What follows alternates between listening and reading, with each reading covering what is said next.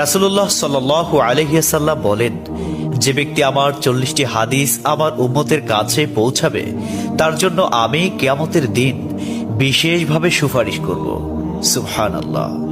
Number 2, মানুষের মধ্যে যারা মৃত্যুকে বেশি করে স্মরণ করে এবং তার জন্য প্রস্তুতি নেয় তারাই সবচেয়ে বুদ্ধিমান। নাম্বার 3, প্রত্যেক জিনিসের জাকাত আছে, আর দেহের জাকাত হচ্ছে রোজা। নাম্বার 4, যে তার সময় আল্লাহর জন্য ব্যয় করে না তার জন্য জীবন অপেক্ষা মৃত্যু শ্রেয়। নাম্বার 5, যারা সব সময় ইস্তিগফার তথা ক্ষমা প্রার্থনা করে তাদের সাথে উঠা বসা করুন, কেননা তাদের হৃদয় সবচেয়ে কোমল হয়। নাম্বার 6, তুমি যত সিজদা দিবে আল্লাহ তত গুণা তোমার মাফ করে দিবেন। সুবহানাল্লাহ। নাম্বার 7, সূরা ফাতিহা প্রায় 1000 রোগের ওষুধ। নাম্বার 8, হাতের তালুতে জ্বলন্ত আগুনের কয়লা রাখলে যেমন কষ্ট হবে তার চেয়ে বেশি কষ্ট হবে শেষ জামানায় ঈমান রাখতে। নাম্বার 9, রোজাদারদের জন্য প্রতিদিন জান্নাতকে সুসজ্জিত করা হয়। সুবহানাল্লাহ।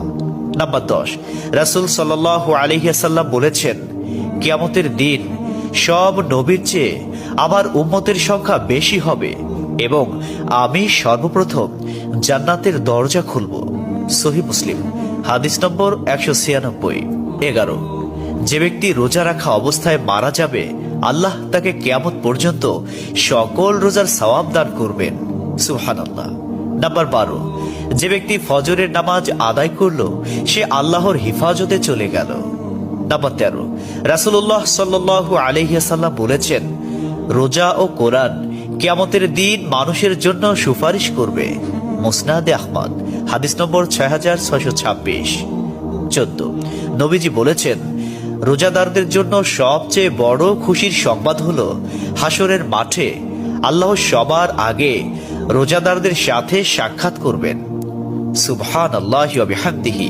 15, যখন রমজান আসে তখন জান্নাতের দরজাসমূহ খুলে দেওয়া হয়।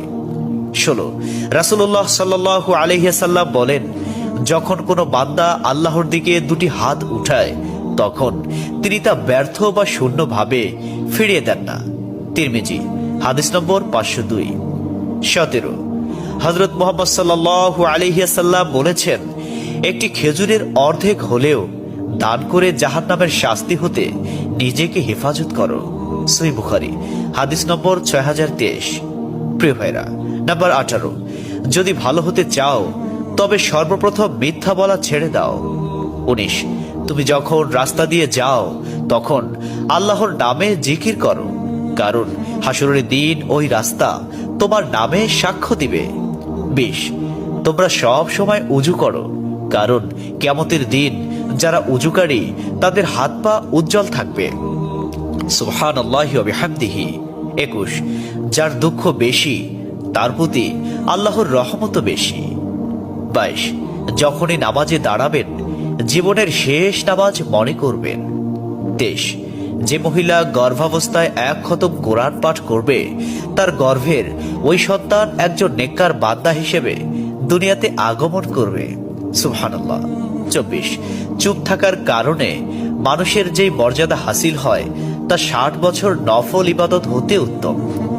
সুবহানাল্লাহ। 25, রাসূলুল্লাহ সাল্লাল্লাহু আলাইহি ওয়াসাল্লাম বলেছেন, জান্নাতের সবচেয়ে নিকটবর্তী আমল হলো সময় মতো সালাত আদায় করা। সহিহ মুসলিম, হাদিস নম্বর 260। 26, যে ধোঁকা দেয় সে আমার উম্মতের অন্তর্ভুক্ত নয়। 27, তুমি জানো তুমি সঠিক তবুও তর্ক করো না, তর্কে জড়াইও না।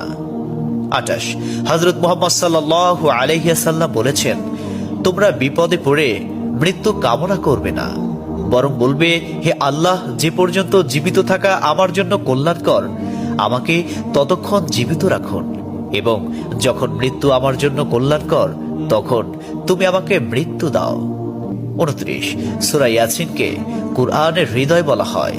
30, হযরত মুহাম্মদ সাল্লাল্লাহু আলাইহি ওয়াসাল্লাম বলেন, মায়ের একটি কষ্টের নিঃশ্বাস 7টি দোজখের চেয়েও ভয়ঙ্কর, আর একটি সুখের হাসি 8টি বেহেশতের সমান। সুবহানাল্লাহ। 31, যে অন্যের বাবা মাকে গালি দিল সে যেন নিজের বাবা মাকেই গালি দিল। 32 রাসূলুল্লাহ সাল্লাল্লাহু আলাইহি ওয়াসাল্লাম বলেছেন, আমি যা জানি তোমরা যদি তা জানতে পারতে তবে নিশ্চয় খুব কম হাসতে এবং খুব বেশি পরিমাণে কাঁদতে। 30 মানুষ যদি মৃত ব্যক্তির আর্তনাদ দেখত এবং শুনতে পেত তাহলে মানুষ মৃত ব্যক্তির জন্য কান্না না করে নিজের জন্য কাঁদত। 34 মহানবী সাল্লাল্লাহু আলাইহি ওয়াসাল্লাম বলেছেন, সূরা ফাতিহা তোমরা ধীরে ধীরে পাঠ করো, কারণ মহান আল্লাহ নিজে তার জবাব দেন। সুবহানাল্লাহ। হাদিস সূত্র মুসলিম 910। 35 রাসূলুল্লাহ সাল্লাল্লাহু আলাইহি ওয়াসাল্লাম বলেছেন, কিয়ামতের দিন যে জিনিসটি মুমিনদের পাল্লায় ভারী হবে সেটি হচ্ছে সুন্দর চরিত্র, আখলাক। আবু দাউদ হাদিস নম্বর 4101।